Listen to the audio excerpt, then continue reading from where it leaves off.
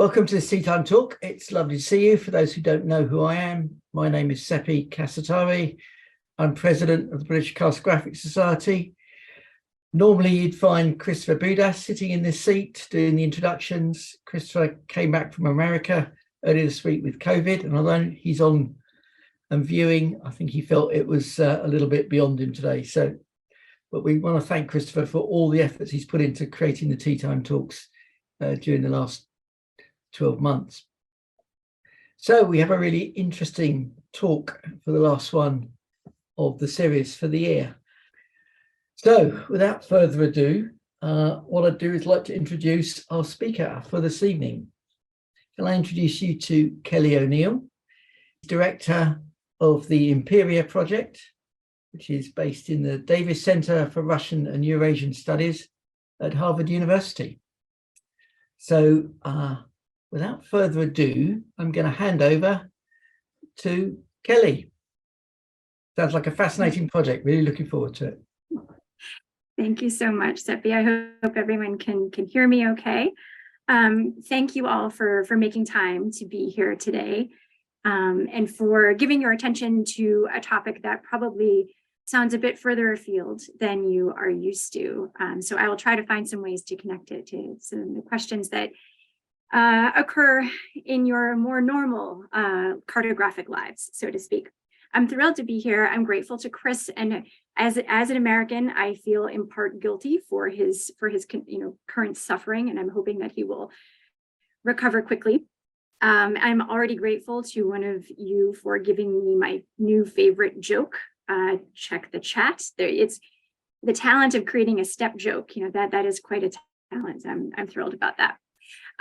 So I am a historian. I'm a trained historian. I'm a historian of the Russian Empire. And just so that you know, although it's not terribly important to know, my main field of research is the Black Sea and the reign of Catherine the Great and the first part of the 19th century as well. So normally I train my attention southward into the part of the world that is currently embroiled in war, although that's not why. And today I'm going to train our sites and my own sites further eastward into Siberia. I want to introduce you to something that I consider to be, and in fact, I would argue that it simply is, one of the most important works of Russian cartography ever produced. And I'm hoping that it is one that is not already familiar to you so that I can be the one who sits. So I am, in addition to being a historian, I direct something called the Imperiia Project. Imperiia is simply the Russian word for empire. And I won't talk about this, but I'd be happy to in Q&A if you want to hear about it. It's a long-term, multi-year project that attempts to kind of create a spatial history of the Russian Empire and really ask the question of what spatial history can add to the body of knowledge of the past. So we work with a lot of historical maps. We create a lot of maps and data sets and integrate all kinds of qualitative and quantitative material into the study of the pre-1917 period. So more about that later if you feel it's interesting. Let's get right to the maps. So you are looking at the front cover of what is called the Choreograficheskaya kniga, or choreographic book. It is essentially a choreography being the practice of describing a region, right? So akin to geography, choreography, choros being the kind of root of this. So in Russian, kniga in the 17th century, 18th century was synonymous also with atlas. So what this is really is a choreographic atlas, or an atlas that describes a region. It was produced by a man named Semyon Remezov, who lived in Tobolsk in the middle of Siberia, and he was probably the only man in all of Siberia, and possibly the only man in the entire world at the time, who had the capacity, the knowledge base, and the skill base to create an atlas of Siberia. The atlas was commissioned by Tsar Peter the Great in 1696. Peter the Great, if you don't know too much about him, all you need to know is that he had kind of equal appetites for grand strategy, conquest, and war, and for logistical nuance. And as the ruler, at least in name, of everything east of the Urals, north of the Kazakh steppe, all the way to the Qing Empire in the east, he wanted to know what it was, who was in that region, who was there, what resources were there, and really what could be done with them. And so he commissioned this atlas. And Remezov, who was a bureaucrat and an icon painter and a historian and a cartographer, he's kind of the Leonardo da Vinci of Siberia, was the man to produce it. And in 1696 and 1697, over the course of a couple of years, he produced this sketchbook. The sketchbook exists in one copy. It is a manuscript atlas, and the sole copy happens to be located about a quarter of a mile from where I am standing in Houghton Library at Harvard University.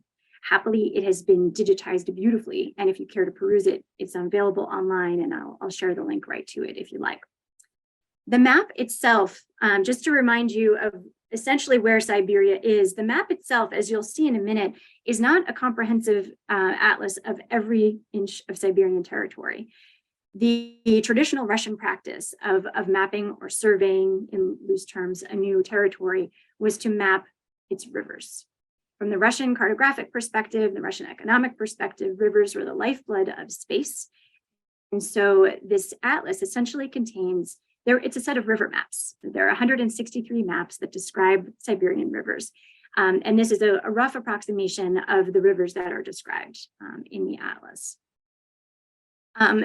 Just before you look at the first page of the atlas, I want to kind of set the stage by showing you a typical European cartographic rendering of Siberia in the 17th century. This is the kind of thing that you would find. This is Frederick Witte, the tabula Tartaria being the word that was used to describe the east of the Urals. And as you can see, the coastlines were not well known. The interior space is not well known. The river courses certainly are not well known. And so there was a crying need for a higher level of nuanced geospatial information about Siberia. So Remezov produced it. The opening pages of the atlas kind of introduce the Remezov himself as a man of great learning and education and erudition, who is kind of up to speed on contemporary cartographic techniques. As you can tell, he also likes to show himself off to be quite the artist. On the left side of the screen, you see a rendering of the coat of arms of Tobolsk itself, and you see the compass on the right. The introductory pages contain lots of text, and the main bulk of the atlas consists of map sheets. Some of them have text interspersed, but a lot of them don't. There are essentially 163 of these sheets. Just so that you can get up close and personal and see what I think are just beautiful kind of aesthetic objects, setting aside their other functions. They're just gorgeous and they're really interesting. This is a representative sheet from the river, the Yenisei River, kind of in the middle northern part of Siberia. You can see he uses typically, blue lines to denote river spaces. There are various kinds of vegetation shown. He's as obsessed with forests and trees as he is with rivers. So you have fir trees and deciduous trees, and there are little annotations all throughout the atlas that explain whether he's talking about an oak grove or a birch stand or willow trees and things like that. The atlas shows in really schematic ways elevation. So mountain ranges are depicted in yellow. Ravines and kind of cliffs and things are also depicted in yellow, but along with these wavy yellow lines. So you can see here that this river has yellow wavy lines on either bank of it, kind of suggesting that there is kind of a declivity, right, moving down toward. The maps also contain information about settlements, where you see these little red clusters of 3 red dots. Those depict non-Russian settlements. Nomads, semi-nomadic people, non-Christians in general. Russian settlements are depicted with little rectangles. And whenever you get a settlement big enough to have a church attached, those are included here too. The maps contain, they're not entirely systematic, although most of them are. This is a map of the far northern region on the Arctic. And just to kind of give you a sense of the kind of range of detail that Remezov includes, you can see the river here with ice depicted, ice flows depicted, or other kinds of seasonal barriers leading up into the Arctic. This is a great map if you want to come back to it. It includes both Arctic foxes, and you can see these outlines of reindeer that are depicted. There are texts on this sheet that speak of polar bears as well, of the white bear that is hunted in this region. So there are all kinds of attestations about wildlife and fish included in the atlas as well. There are all kinds of strange stories being told here, but I want to, we can go back to those. I wanted to just point out Remezov's system for including information about distance and time. He uses a series of abbreviations, and I've highlighted the one below that large raspberry colored splotch. That abbreviation explains that the distance from that encampment that you can see to that raspberry splotch is about 3 kilometers. There are other little notes, and it's jammed up against a note below it that says there's an oak grove nearby. There are other notes on this, just on this one sheet. There's one that talks about the distance from this prayer house to the next village being a distance that takes one 2 days travel.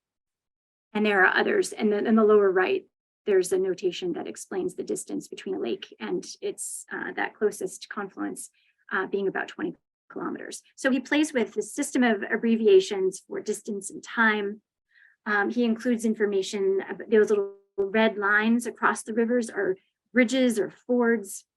There's information about fisheries and silver mines and all kinds of things.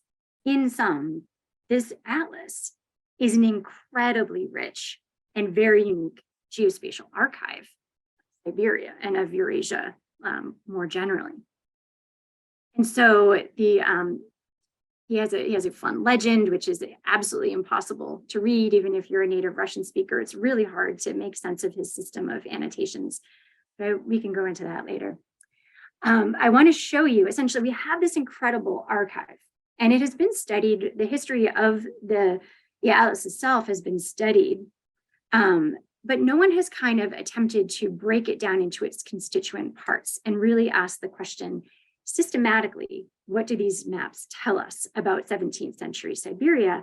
And is it possible to take that information and put it in conversation with what we know from other sources and even modern sources about land use, hydrology, all kinds of things. So the question that I wanted to tackle was, how do you go about doing this? Like, given the fact that this is a hand-painted atlas, as you will have noticed, there's no coordinate grid. There's a crazy system of annotated information. How does one go about translating a map series of this kind with all of these challenges into something that we might describe as data, right? So I want to show you 3 approaches that I've taken to this problem, and just see what you think of it. And I just, as I want you to know, it's a work in progress. None of this is fully complete, so your feedback is very welcome. You're welcome to make fun of me or critique as much as you want. You are looking on the screen at a map that shows, I've highlighted the Volga River just to kind of orient you, and then to the east of it, the Tabul River. And what I'm going to show you is a subset of all of this stuff that focuses just on the maps that describe the Tabul River. So as you can see, we're in northern Kazakhstan, southern Russia, east of the Urals. Okay, all right. So here is one of those maps. Here is a map of the Tabul. The first map, it's actually the first map in the atlas. Imagine yourself, just kind of sit back and try to imagine yourself. What would you do with this, right? Kind of transpose it, translate it, create data from it. As someone who works in the world of GIS quite often, my initial instinct was to say, okay, we have identifiable rivers. Can we at least georeference in some rough way? Can we get a sense of how much of Siberia and what portions of Siberia are actually mapped on these sheets? And so the first step in that process, so it's kind of a methodological challenge to figure out how you're going to go through the georeferencing process. Even geocoding is quite difficult. The first step is to go in and again, this is now we're kind of in the realm of things that are more familiar to you. The space might not be familiar, but the processes, I think, everyone in the room. The first step is to go in and find settlements or and lakes and rivers, excuse me, that have toponyms attached to them, which makes it a lot easier for me to go and find contemporary coordinates for those places. So that has been the first step in the process, to go in, identify those places, and build essentially a gazetteer to accompany this atlas. And then turn to GIS software and bring up the table and map those known points. So here's the scattering of known points that I have taken for the Tobol River. The next step, and I'm going to skim across a lot of this and we can get into the nitty-gritty of how it's done, but I'm not going to do that here. And the next step is to kind of bring in the maps themselves and kind of align them. And again, the process is not to do, the idea is not to do a proper georeferencing, but just to place in a rough way, get a sense of the area that's represented by each of these sheets. So I align them to the known settled locations, do that for a series of maps. You inevitably run into this problem of overlap in spaces. It gets a little cumbersome. So what I've done is kind of taken the outline of the space and let the maps drop away and lay those things out and kind of played with aligning them in a way that minimizes the distortion of the accuracy, but also makes these spaces a little bit easier to visualize. And come up with something like this as a first step toward a rough georeferencing of the contents of the atlas. And you can already see just from here how closely the maps cleave to the space of the rivers of Siberia. And of course, I can then say, here's land use data for contemporary Siberia. So, how can we start to think about where Remezov says there are forests and where we know there are forests now, for example. And all of that is well and good, but it's not very accurate, right? It's very inaccurate by contemporary standards. And in part, that's because I'm working at the level of the map. And so I decided to lift a solution from the maps themselves. They don't have a coordinate grid, but they have a drafting grid. Each of the maps, as you can see, is divided into 5 rows and 5 columns for the purpose of drafting. Why not harness the drafting grid as a way of improving the accuracy of the data, right? That's a lot more accurate than a simple rectangle around the map space. So that is a thing that one can do. And I apologize for the hideous red grid you're about to see, but what that does, just to kind of give you a sense of the increased accuracy of applying that method. I want to play out the idea of the grid in a different way. But this is something that we're in the process of doing, is building out that's grid level mapping of the space of the atlas. It's still not incredibly accurate, right? I went through the entire atlas at the level of the row and column grid and developed a database that tracks every single geographical or topographical feature attested in the atlas at the level of the grid square. Here's my incredibly not pretty data, just to prove to you that I do have data, right? Trapped at the level of the grid square. And I thought, okay, it's one thing to put it on the map of Siberia, but these rivers are dispersed and the spaces that they're describing across the entire Siberian space, just along the river routes, visualizing the contents in a regular map environment might not be the best way to see the space Remezov wanted the Tsar to see. So I decided to experiment with relational space and linear kind of sequential ordering of the maps. So here are all on the top line, those are all of the maps of the Tobol River. And below them is a horrible rainbow, but just to remind you that each map has its own grid space, right? With essentially 25 squares in it.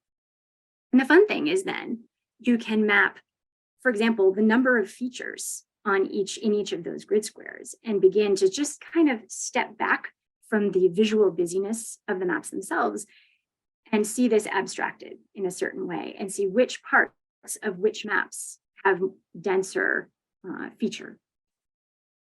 And that's something we could talk about if you want.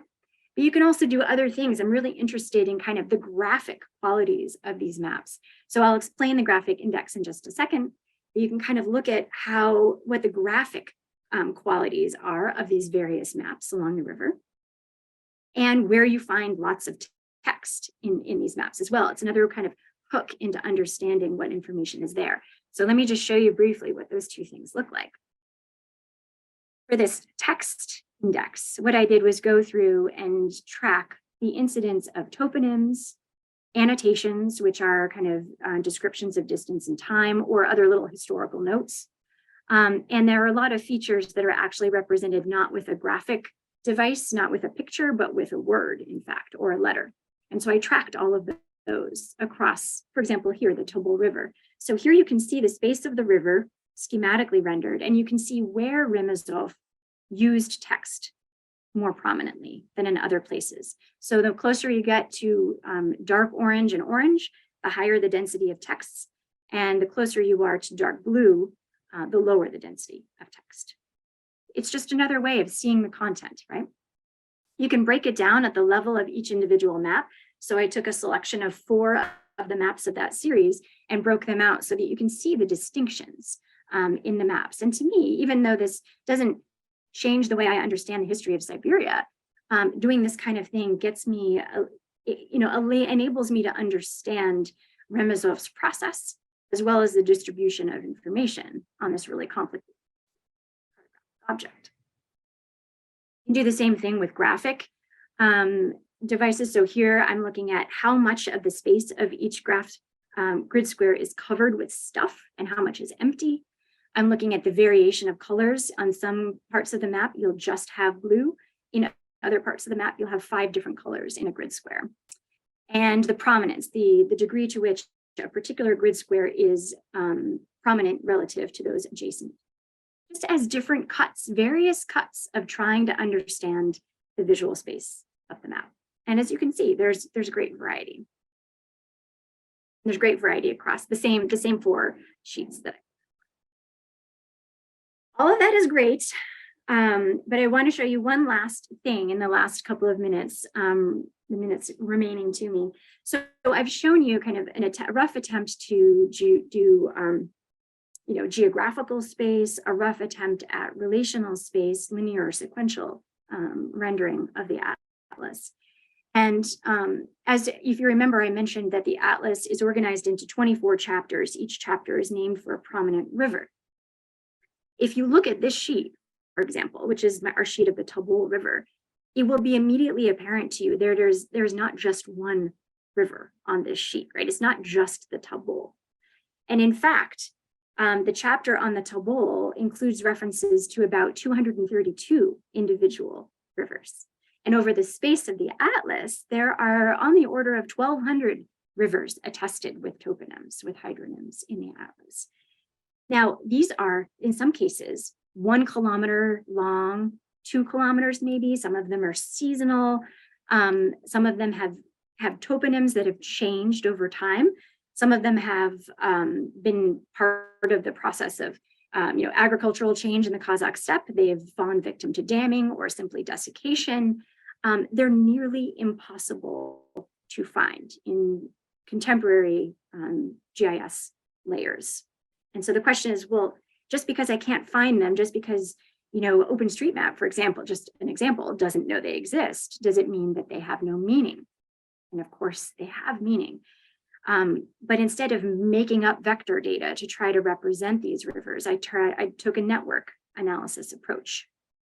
I have this relational database that I'm using to power all of these crazy attempts at unpacking the atlas. And what you're looking at here is the representation of the rivers that are attested in the atlas. Those appear as blue dots. And you're also looking at the maps, the map sheets themselves, which are represented as green dots. And I did test this on my husband, who is colorblind, and he wasn't always able to see the difference between the greens and the blues. So I apologize. I was trying to get away from red and green, but my design principles might not be sound. But essentially, you see all kinds of interesting patterns in the relationship between the rivers themselves and the maps. And let me just show a couple of them to you, just for fun. And then we'll bring this to a close. For example, I just highlighted 2 red rectangles that highlight a blue dot that represents the Tobol River, and a blue dot that represents the Irtysh River, which is another major river of Siberia. And you'll see that the Tobol River is inside the network space, right? It's connected to lots and lots of things. It has lots of blue dots and green dots attached to it. It's very densely connected.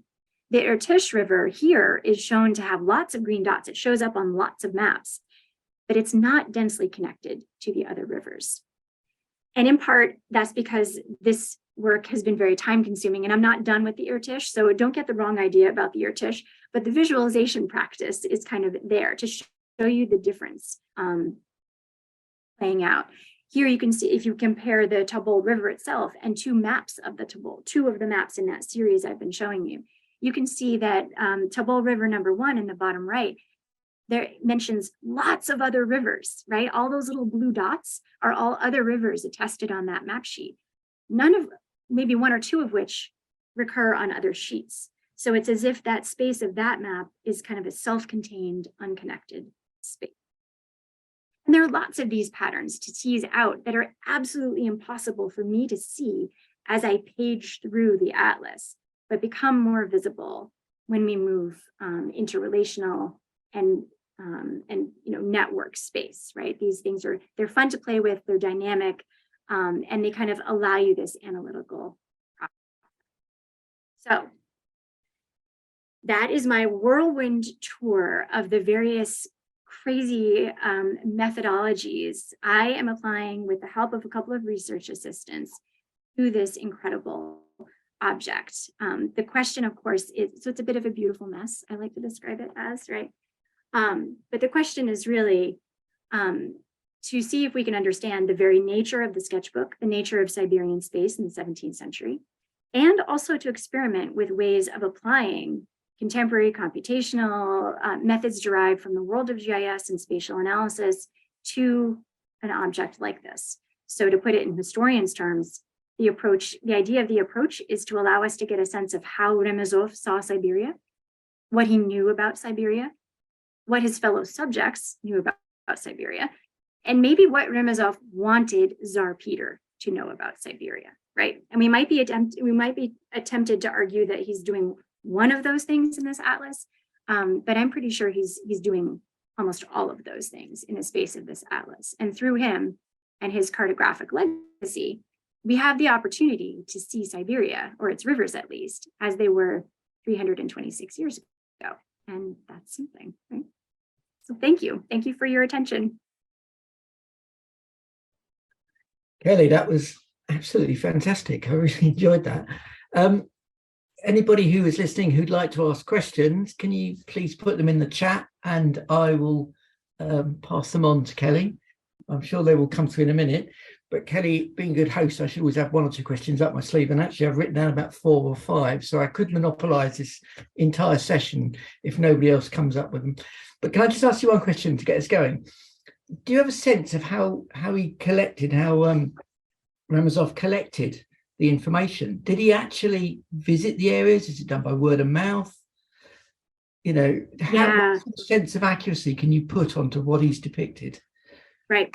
So giving really good answers to those questions, that's actually half the reason why I'm going through this process. We know a fair amount about his process. He was stationed in Tobolsk, which was kind of the clearinghouse, the main chancellery for the Russian imperial bureaucracy, such as it was in 17th Siberia, what that basically means is tax collectors who are going up into the Russian north to collect taxes from nomadic and hunter-gatherer populations are coming back to Tobolsk with oral reports about a forest they encountered there, or where they're seeing animals with fine pelts.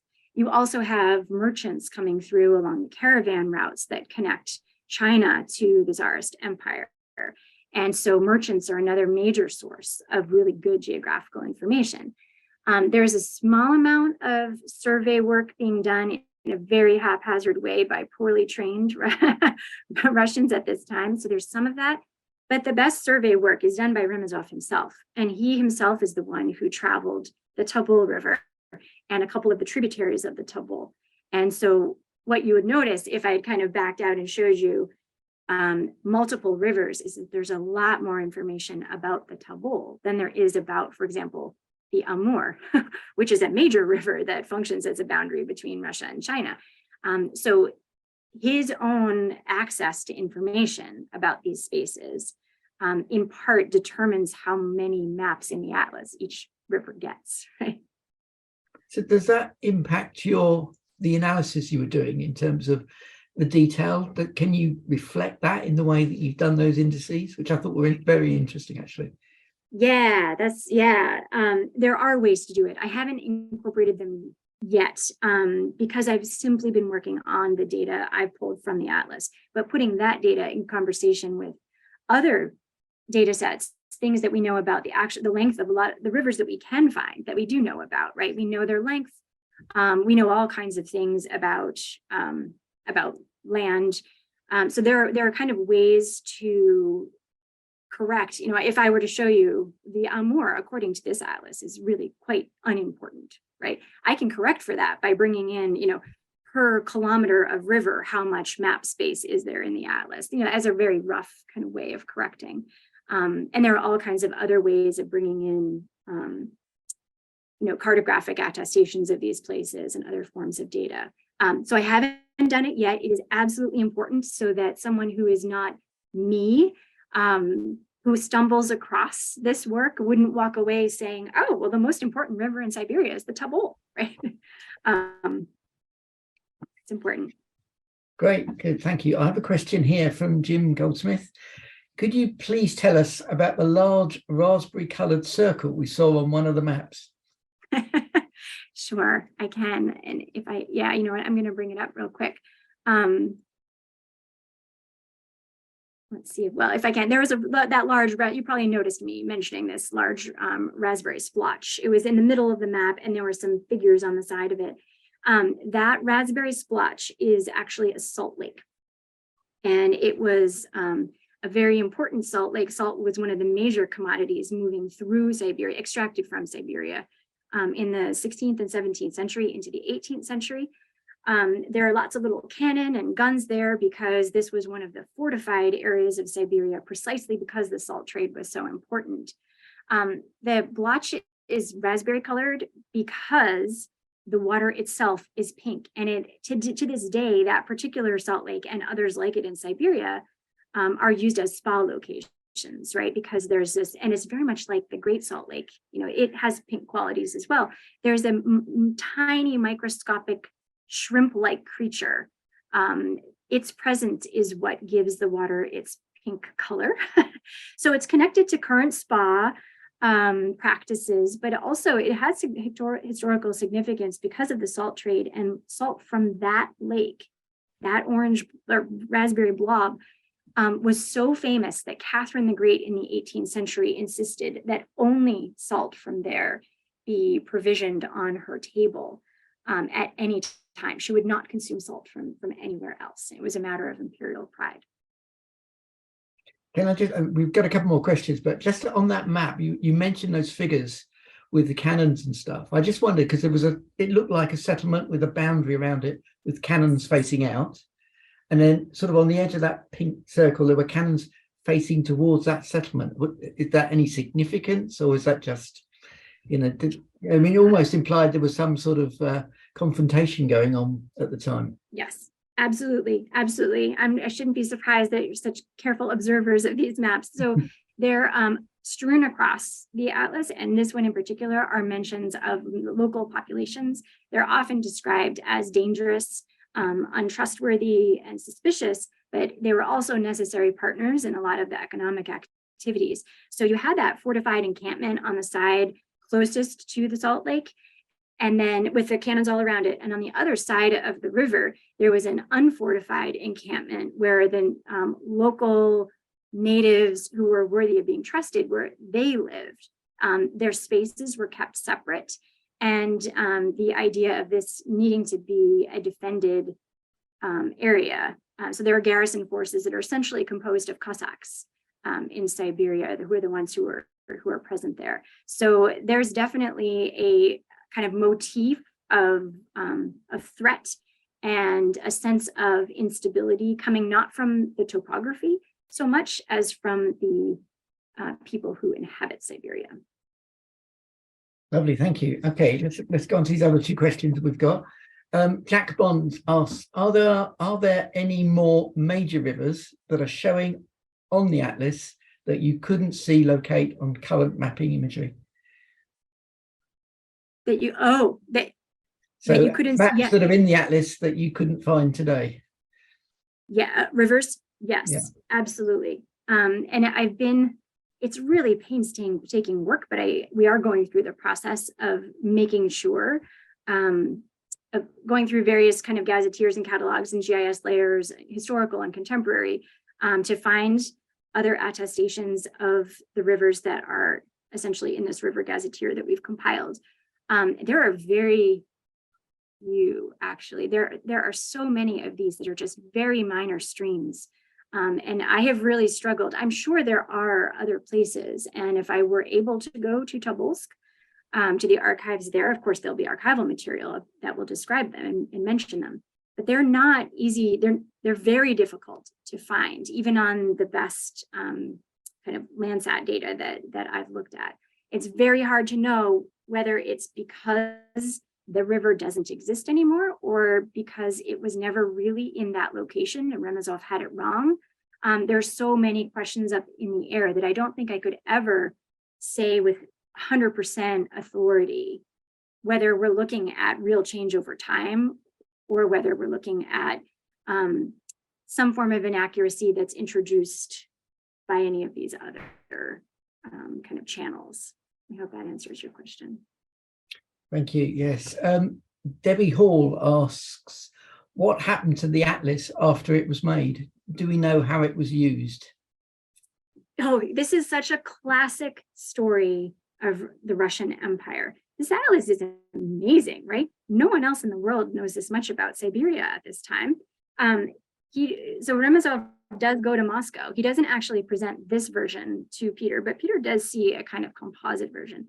And then the atlas goes back with Remezov to Tobolsk, and it sits in his personal office and then stays with his family and is inherited from generation to generation and stays in Tobolsk.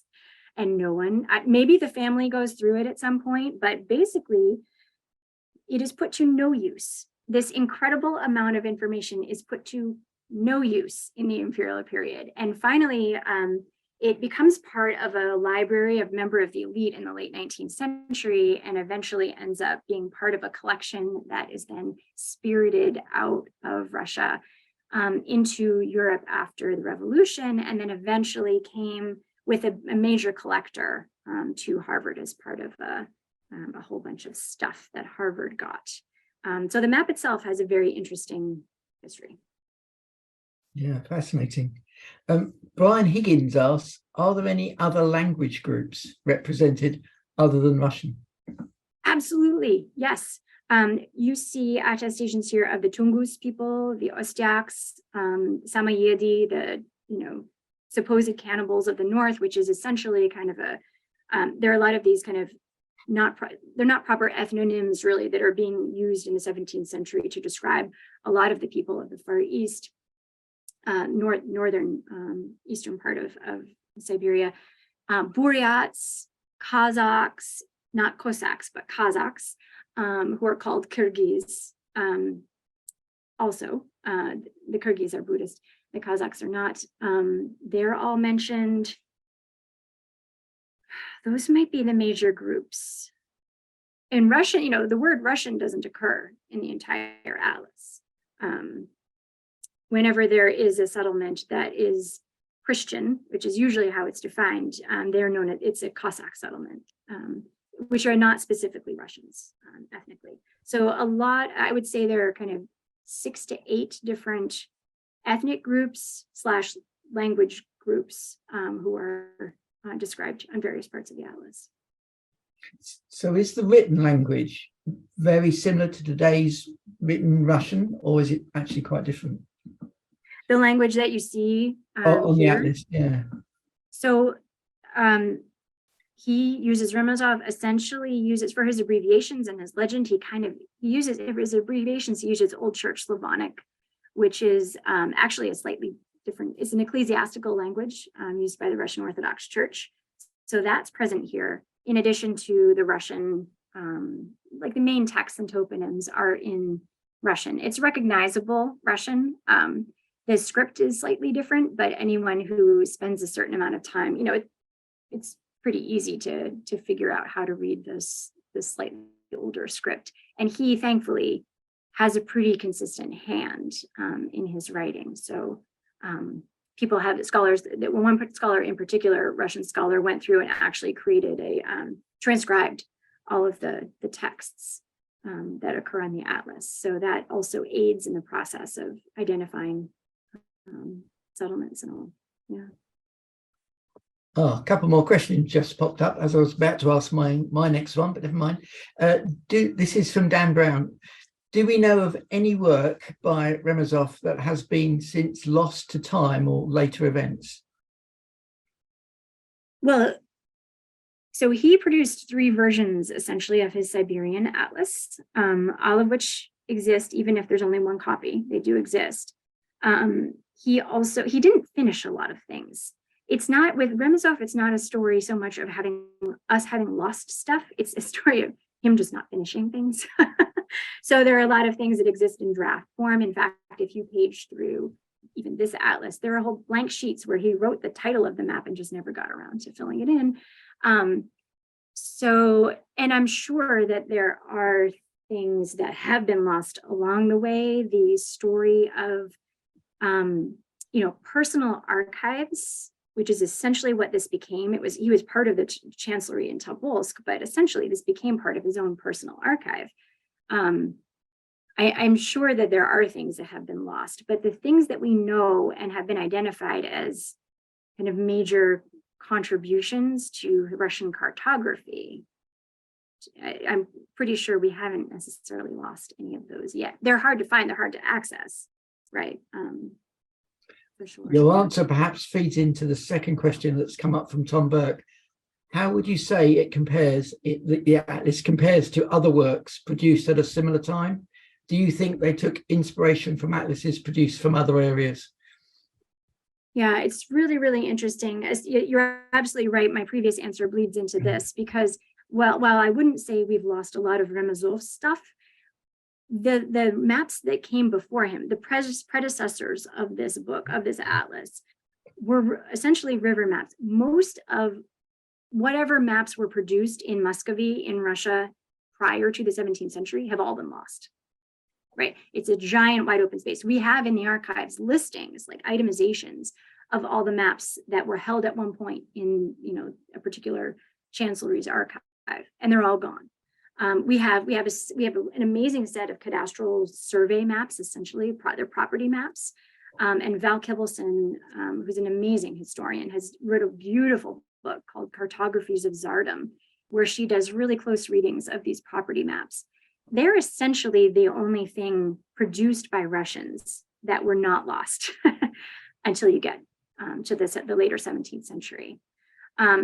So we know that Russian cartographic tradition privileged river mapping, but there aren't a lot of things prior to the sketchbook that I can say, well, he's clearly drawing his inspiration from this one. We simply know that it was the practice. And this form of mapping, one of the reasons why this sketchbook is so important in the history of cartography, Russian cartography, is that it's the last big project that is done in the Russian tradition. Peter the Great introduces all kinds of westernizing reforms and brings a whole bunch of surveyors and cartographers from the Baltic area, essentially. And when the next Atlas of Russia is made in 1727, it's with a coordinate grid according to triangulation, surveys, all of that, completely different method. So this is really kind of sitting on the cusp of kind of a real revolution in cartographic practice in Russia. And in a way is very unique in that regard. And also because it's probably one of the best windows we have into understanding how Russian mapping was done. we can only kind of guess at most of that body of maps because they haven't survived. Brilliant. Jim's just asked, how long have you been working on this project? So long, way too long. It's the kind of thing, I started on it before the pandemic, and it was kind of a great pandemic project, just to sit at my kitchen table with my 3 school-age children all huddled around me, various ages, and kind of try to tune them out and just build out the database. And then it's been, in fits and starts, over the years. And in fact, it's actually been a good project to step away from and come back to, because there have been a few nuts to crack along the way. And I think it's been nice to kind of go and work on a different project, draw inspiration from that, and come back to this, and really figuring out a way how to take all of this information and visualize it in a way that is like usable and consumable. Really, I think it's just really difficult. It's really, but in a great way, in a really inspiring kind of way. So I'm hoping never to finish this project, because I think I can just kind of keep drawing energy from it. But in all seriousness, I think there'll be a version of this available, like an interactive kind of digital resource will be available this spring, I'm hoping. So, yeah. Fantastic. That's brilliant, Kelly. We have sort of run out of time. We've gone over slightly. Lots of thank yous, some smiley faces, a big wow, that's fantastic. Fantastic talk, thank you. So it was really good. Thank you very much. I don't know whether you've published any of that, but if you're thinking about it, please consider the Cartographic Journal. It'd be absolutely ideal for that. So, talk to Alex Kent, who's the editor of the journal. It would be really interesting to see it in there. So, if you've got some research students looking for some early points for published papers, that would be great. So thank you very much. Thank you so much for the opportunity. Yeah. No, you're welcome. Thank you all. Thank you, everybody, for coming today. Can I just remind you that we're starting our 60th anniversary year next year for the British Cartographic Society, so exciting stuff. And if you are a regular member of the Teatime Talks, or you just popped in for this one, perhaps you'll join us in January, because we've got a different format coming up. We have what we're calling our map memoirs. We're getting 3 people to choose a map and talk about why it's potentially important in their lives. I know some of the ones that have been chosen, there's some fascinating personal stories about to pop out during the year. So I'm looking forward to that, and I hope you'll all join us for that. All of you have a great Christmas. Enjoy your festive time, whether the weather's like it is here, snowy and cold and miserable, or whether it becomes wet and rainy, or whatever it happens to be. All have a fantastic time. Thank you all for your support of the BCS during the year, and we'll see you in 2023. Bye-bye, everybody, and thank you again, Kelly.